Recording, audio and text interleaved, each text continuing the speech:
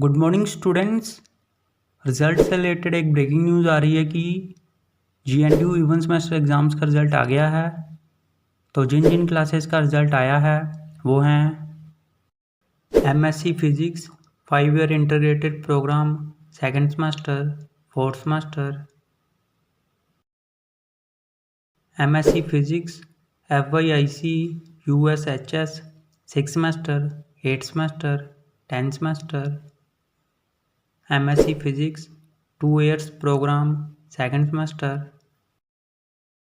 तो सभी students GNDU की ऑफिशियल वेबसाइट पर जाकर अपना अपना रिजल्ट चेक करें gnu.ac.in पर। ऑल दी बेस्ट सभी स्टूडेंट्स को। उम्मीद है कि आप सबका रिजल्ट बहुत ही अच्छा आया होगा और सभी स्टूडेंट्स पास होंगे। तो जैसे ही किसी और क्लास का या फिर किसी सेमेस्टर का रिजल्ट आता है तो हम आपको बता देंगे। तब तक इस वीडियो को लाइक कर दो, शेयर कर दो, चैनल सब्सक्राइब कर दो और बेल आइकन ज़रूर प्रेस कर देना। Thank you.